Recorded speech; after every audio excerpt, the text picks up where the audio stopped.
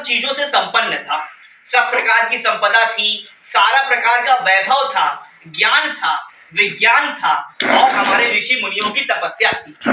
लेकिन कुछ ऐसा समय आया जब हमारे देश पे बुरी नजर पड़ी, और जब हमारे देश पे या फिर किसी पे भी जब बुरी नजर पड़ती है तो हम ये देखते हैं कि वो अगर उसके जिसके ऊपर बुरी नजर पड़ रही है, अगर उसके आसपास के लोग कमजोर हैं तो वो क्या होता है, उसको पीड़ा पहुंचती है, उसको एक तरह से बहुत सताया जाता है। वही हाल हमारे देश का हुआ।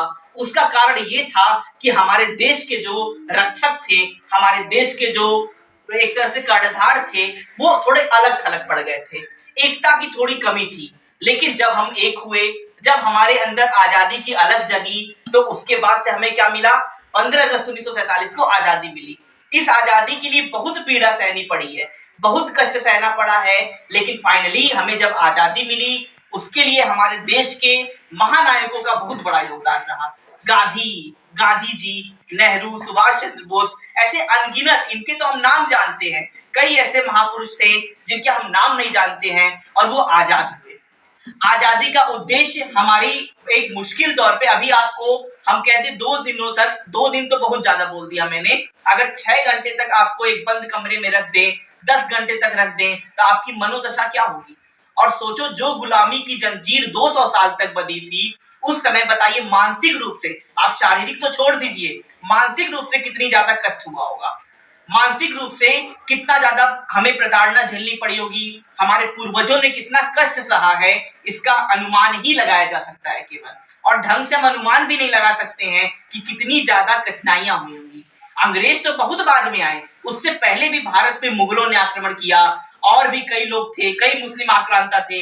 अभी राम मंदिर हम देखते हैं, बाबरी मस्जिद बन चुकी थी, यानी बाबर ने वहां पे उस मस्जिद को तोड़वा दिया, उस मंदिर को तोड़वा के मस्जिद बनवाया। ऐसे औरंगजेब ने भी काशी विश्वनाथ में कई बार ऐसा किया। तो वहां पे उन लोगों का जो मेन मोटिव था कि किस तरह से भारतीयों को, हिंदू मैं नहीं बोलूंगा, भारतीयों को किस प्रकार नुकसान पहुंचाया जाए, ये उनका उद्देश्य था। लेकिन फिर भारतवासी इकट्ठा हुए, उन्होंने आंदोलन छेड़ा, कई प्रकार से एक सहारा लिया और हमारे देश को आजादी मिलाई।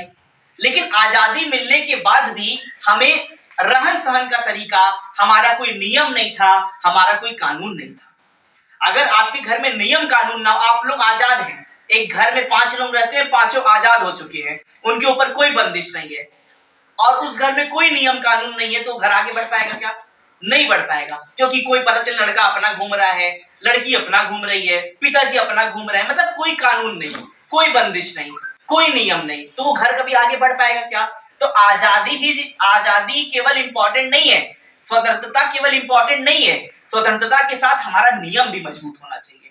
जितना अच्छा नियम होगा, जितना अच्छा परिवार का नियम होगा, जितना अच्छा देश का नियम होगा, उतना अच्छा वो परिवार या फिर देश आगे बढ़ेगा।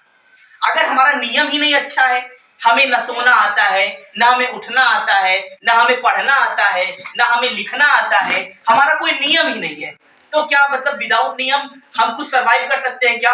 विदाउट नियम हम लोग किसके बराबर है? पशुओं के बराबर है। क्योंकि पशुओं का कोई नियम होता है क्या?